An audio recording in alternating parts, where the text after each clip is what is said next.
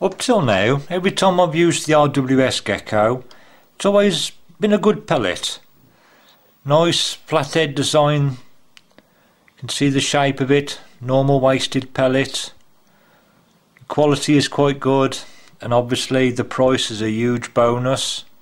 It's a nice pellet for the money, and so far with a variety of rifles and a few different pistols, it's always given me good results at short range.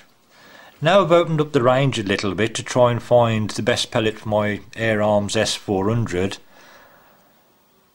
For this test I found that the Super Mag, the RWS Super Mag, that provided a one hole group. Quite pleased with that. 3 pellets, 1 hole.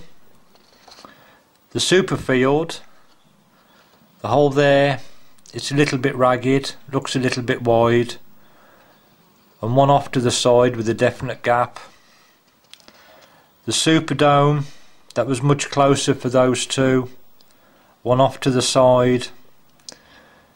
The RWS R10, that was a nice single hole for 2 of the pellets and 1 off to one side.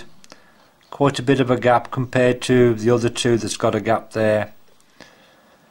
And the gecko, it was very distinctive, 3 separate holes.